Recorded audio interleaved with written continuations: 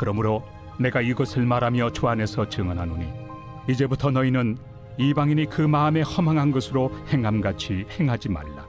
그들의 총명이 어두워지고 그들 가운데 있는 무지함과 그들의 마음이 굳어짐으로 말미암아 하나님의 생명에서 떠나 있도다.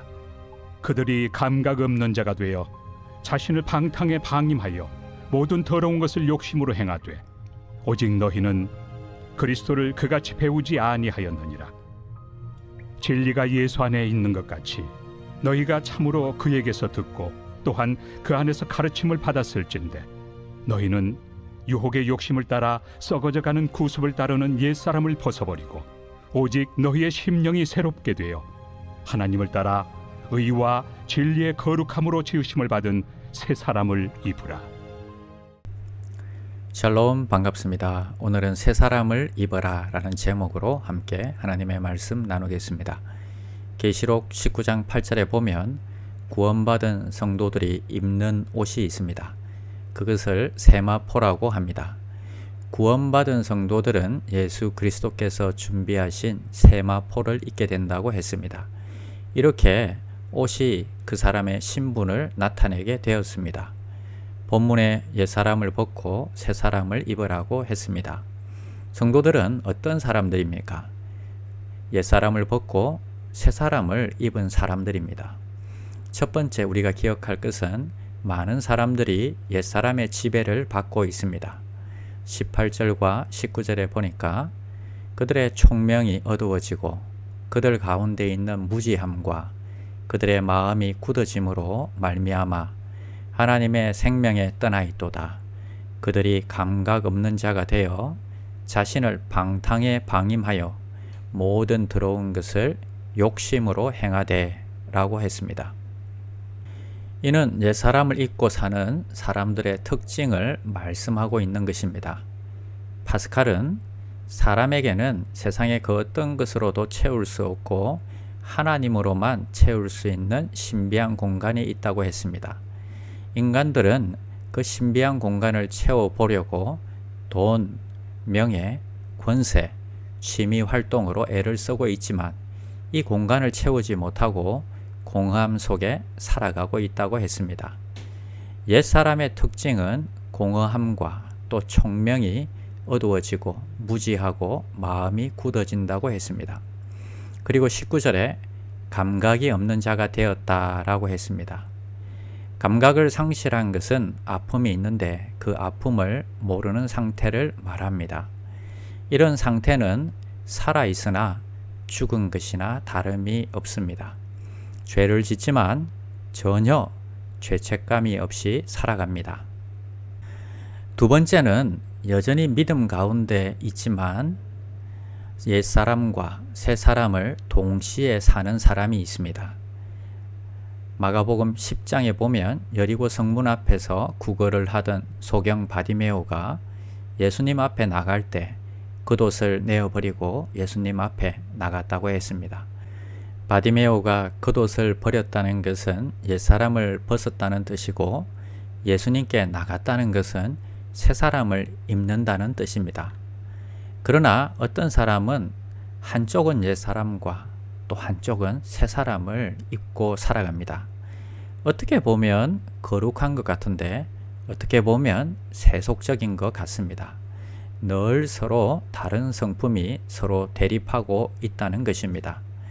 그래서 마음으로는 새사람으로 살고 싶은데 결국은 다시 옛사람으로 돌아가고 있는 자신을 발견하게 됩니다. 그런데 이런 마음을 사도 바울도 가지고 있었습니다. 로마서 7장에 보니까 그러므로 내가 한 법을 깨달았노니 곧 선을 행하기 원하는 나에게 악이 함께 있는 것이로다. 내 속의 사람은 하나님의 법을 즐거워하되 내 지체 속에 한 다른 법이 내 마음의 법과 싸워 내 지체 속에 있는 죄의 법으로 나를 사로잡는 것을 보는도다. 이렇게 사도 바울은 탄식하고 있습니다. 로마서 7장에서 오라 나는 공고한 사람이로다. 이 사망의 몸에서 누가 나를 건져내랴. 그래서 한 사람 속에 두 성품이 날마다 싸우게 되었습니다. 더 큰 문제는 선이 이겨야 하는데 악이 이기고 의가 이겨야 하는데 불의가 이기고 영이 이겨야 하는데 육이 이기는 것이 더 큰 문제입니다. 한 제자가 스승에게 물었습니다. 스승님, 제 안에 2마리 개가 살고 있습니다.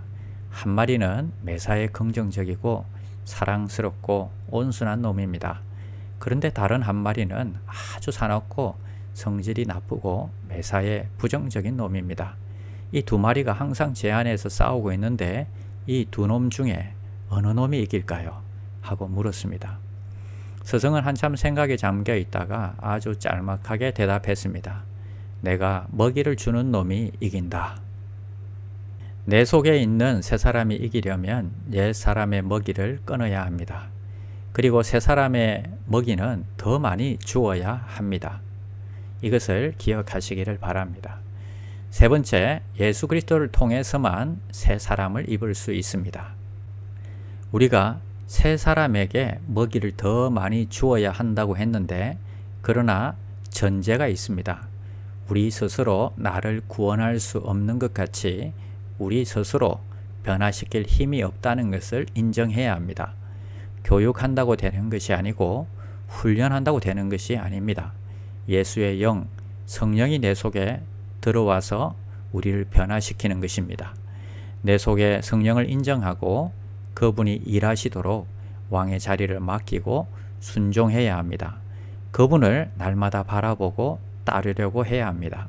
그러면 성령이 주님의 뜻을 이루고 싶은 욕구도 주시고 힘도 주시고 환경도 열어주십니다. 성령을 인정하고 순종하며 따르는 귀한 종들이 되시기를 바랍니다. 기도하겠습니다. 하나님 감사합니다. 나는 주님을 영접함으로 주님의 자녀가 되었습니다. 이제 성령에 날마다 순종하고 따르기로 결단합니다. 날마다 성령으로 충만케 하시고 순종하며 따르도록 주님 도와주시옵소서. 예수님의 이름으로 기도드립니다. 아멘. 1. 오심 기도. 하루 5번 마음을 다해 드리는 기도. 나는 죽었습니다. 제가 주인이 아니고 예수님이 저의 주인이십니다. 예수님은 십자가에서 죽으시고 부활하셨습니다.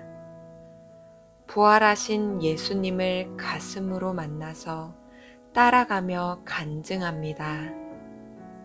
사랑하는 가족과 함께 영광스러운 승리를 노래합니다.